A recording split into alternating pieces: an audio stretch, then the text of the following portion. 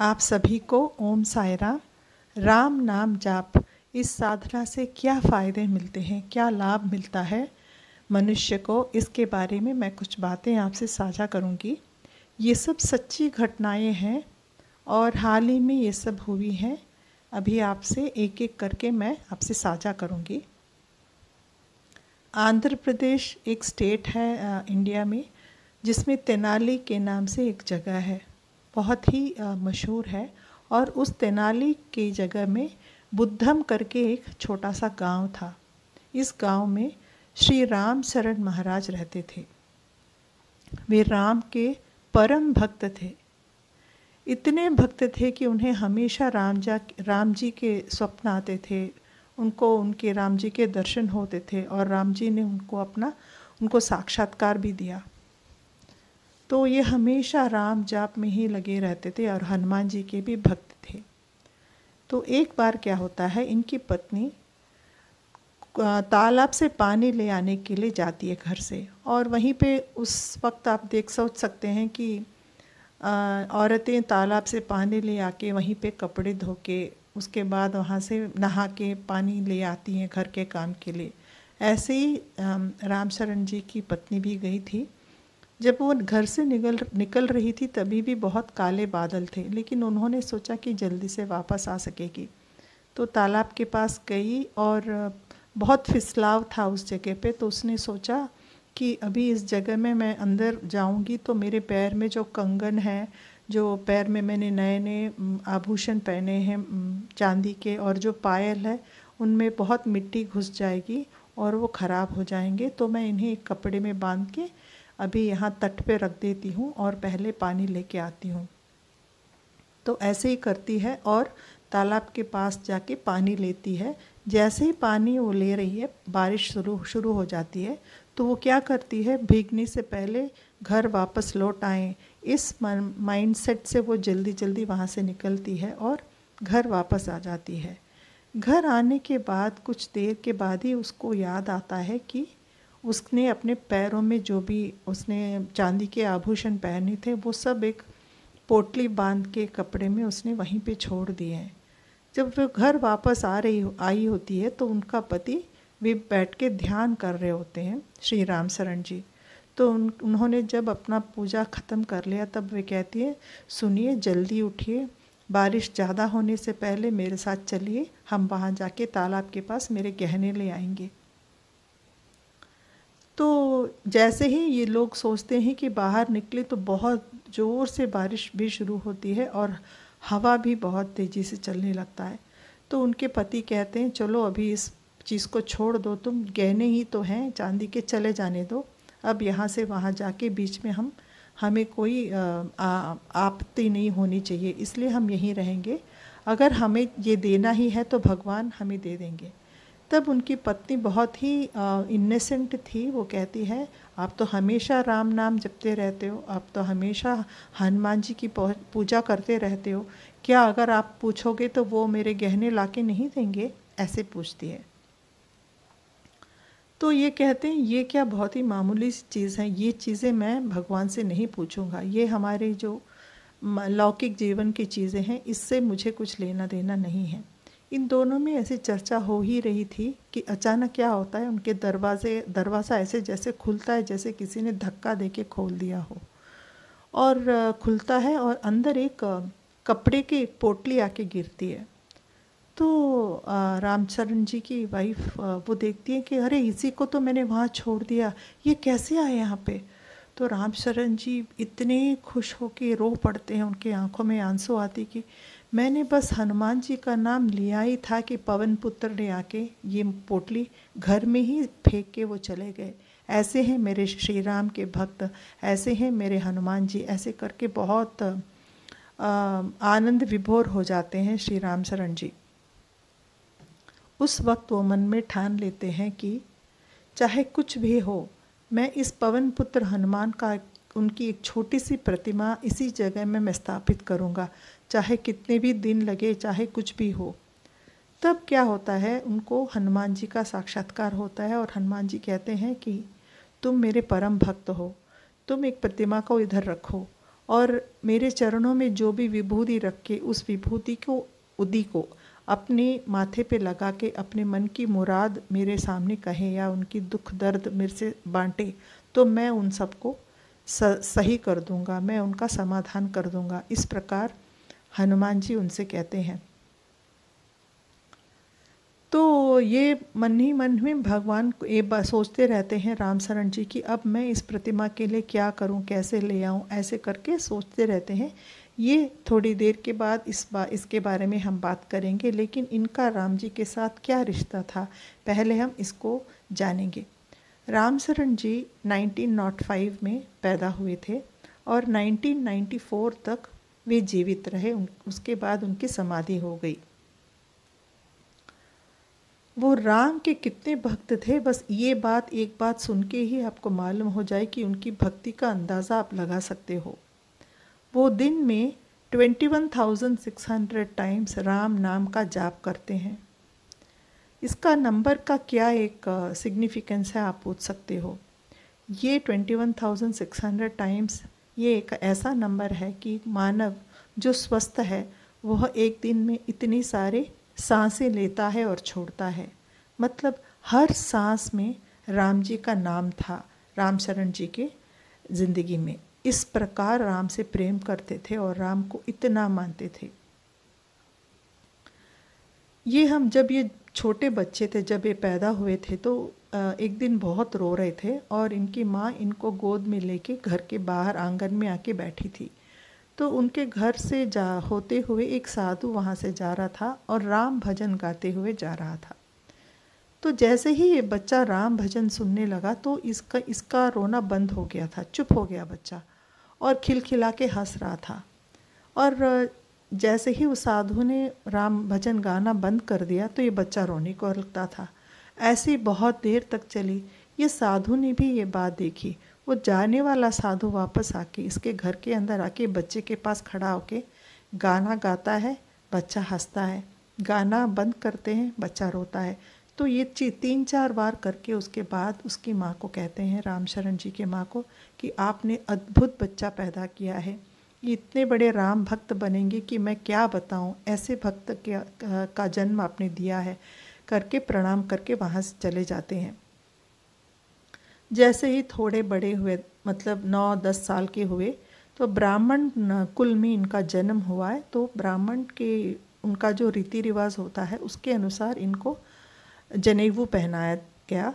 तो जनेऊ जब पहनाया जाता है तो एक बहुत बड़ा एक कार्यक्रम होता है और उसके साथ बच्चे को गायत्री मंत्र का भी जाप करना पड़ता है।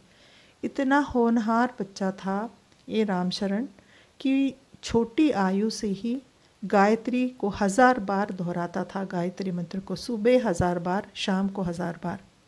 मतलब गायत्री मंत्र को कोई इतनी बार जब दोहराएगा तो इतनी शक्ति, इतनी तेजस, इतनी आकर्षण शक्ति सब उनमें आ जाती है। तो जब वे ऐसे करते करते युवा अवस्था पहुँचे तो साक्षात्कार हुआ उनका गायत्री देवी का। साक्षात गायत्री देवी उनके इस इतने सारे बार, हज़ारों लाखों बार उन्होंने जो गायत्री का जाप किया उसे सुन के उनको बहुत अच्छा लगा और उनके सामने साक्षात्कार हुई। इनके राम की भक्ति का एक और आपको एग्जाम्पल बताती हूँ कि ये कितने बड़े भक्त थे। एक बार ऐसा हुआ कि इनकी पत्नी को वो जगह छोड़ के किसी गांव में जाके काम करना था, कुछ पर्सनल काम था उनका।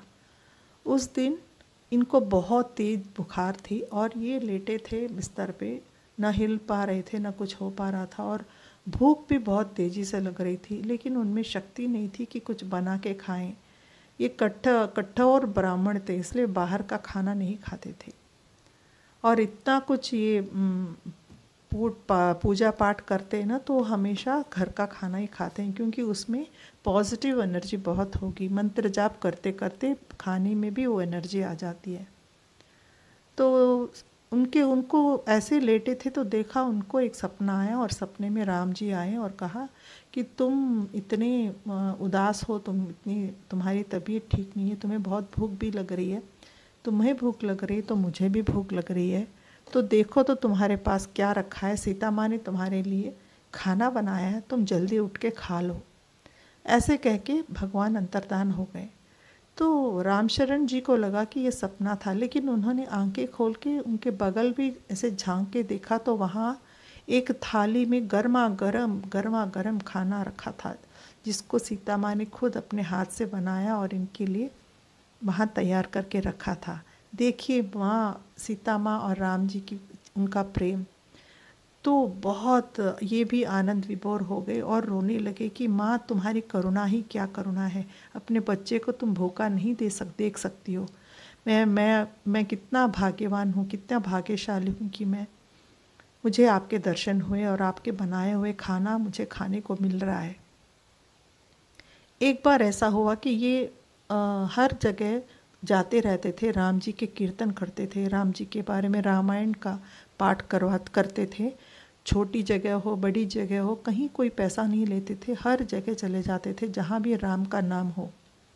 तो जब भी ये बैठ के कीर्तन करते हो या रामायण का पाठ सुना रहे हो तो वहाँ हनुमान जी एक मरकट के रूप में आके बैठ जाते थे, मतलब बंदर के रूप में आके बैठ के सुनते थे। यही हमेशा होता था। तो ऐसे ही एक बार रामशरण जी बस में जा रहे थे और अपने ही धुन में मस्त थे राम जी को लेके। तो उनके बगल में कोई खड़ा था, तो इन्होंने नहीं देखा और गलती से इनका पैर उनके पैर को दबा रहा था और इन्होंने चप्पलें पहनी हुई थी। तो उस आदमी ने इनको घूर के देखा और बहुत बुरी बुरी बातें बोला और कहा, ऊपर से तो तुम जैसे बहुत बड़े साधु लग रहे हो, तुमने तो शाल पहना है, ये पहना है, और तुम्हें ये नहीं मालूम कि तुम मेरा पैर दबा रहे हो, मुझे बहुत दर्द हो रही है। तो इन्होंने बोला, माफ़ कर दो भैया, मैंने सच में नहीं देखा, गलती हो गई है, मैंने चप्पलें पहनी थी इसलिए मुझे स्पर्श नहीं मालूम हुआ। तो उसने और भी कुछ बातें बोली। तो उन्होंने कहा, मुझे माफ़ कर दो, आज से मैं जन्म तक जब तक मैं ज़िंदा रहूँगा तब तक मैं चप्पलें धारण नहीं करूँगा। कहते हुए दोनों चप्पल चलती गाड़ी से उन्होंने बाहर फेंक दी। ऐसी थी उनकी, मतलब भक्तों के साथ, साधारण लोगों के साथ भी इतना अच्छा व्यवहार करते थे वो। उसके बाद जब तक जीवित थे तब तक वे चप्पल के बिना ही चलते रहे और हमेशा श्री राम जय राम जय जय राम, श्री राम जय राम जय जय राम, श्री राम जय राम जय जय राम, ये तारक मंत्र जपते रहते थे। जैसे मैंने कहा ना 21,600 टाइम्स, ये सदा उनके दिमाग में चलता रहता था।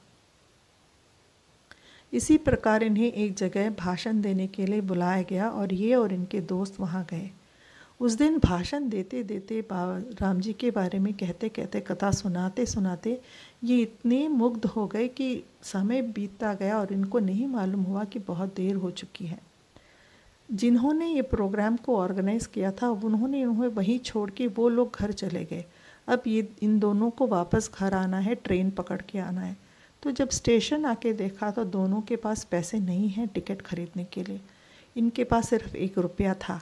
तो उन्होंने सोचा, चलो आज की रात स्टेशन में ही हम गुजारेंगे, पहले इस 1 रुपये से हम केले खरीदेंगे और दोनों खाएंगे और फिर आराम करेंगे। ऐसे करके बातें ही कर रहे थे और केले भी खरीद लिए। केला मुंह में रखने ही वाले थे कि वहाँ से एक ज़मींदार आए।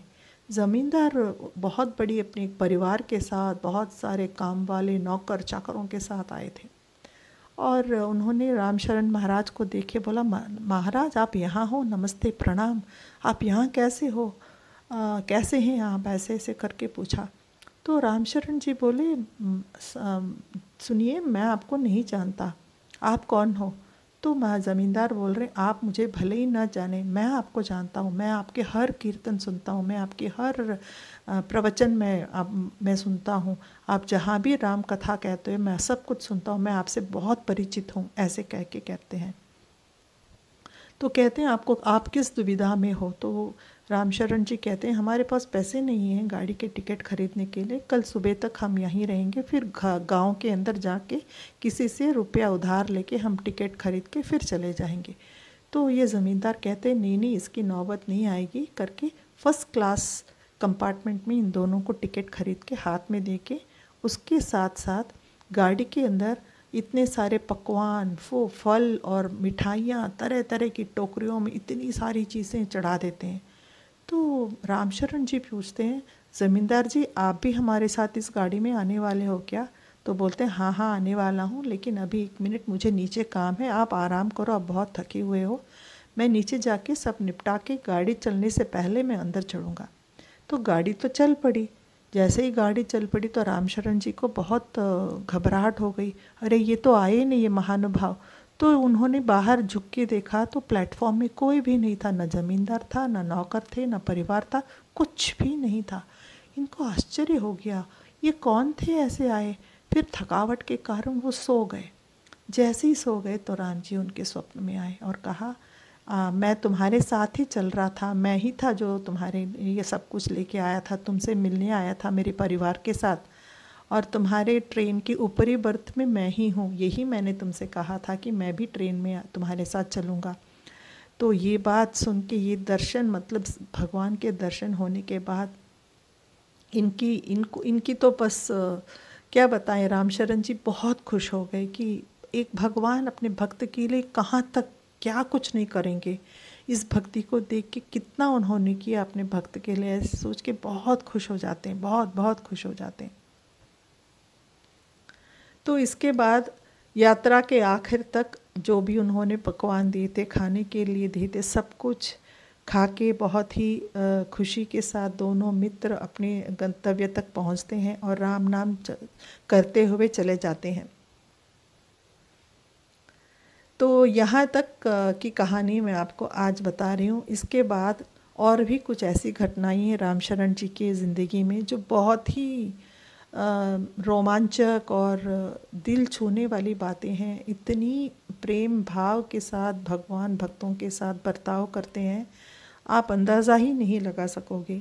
और अभी तो रामशरण जी जिस मनस्थिति में है उसका अंदाज़ा भी हम नहीं लगा पाएंगे, क्योंकि साक्षात ईश्वर ने उनके साथ आके सब कुछ किया, उनकी इतनी अच्छी देखभाल की, बहुत खुश रहे और उनके आँखों से खुशी की अश्रुधारा बहने लगी। तो इसके संबंधित जैसे मैंने कहा और भी घटनाएं हैं, कल हम बताएंगे, मैं सुनाऊंगी या अगले ऑडियो में आपको सुनाऊंगी। आप इसको ज़रूर सुनिएगा और शेयर कीजिएगा, क्योंकि राम जाप में, किसी भी भगवान के नाम जाप में कितनी शक्ति होती है इन घटनाओं से हम जान सकते हैं। ओम साई राम, जय साई राम।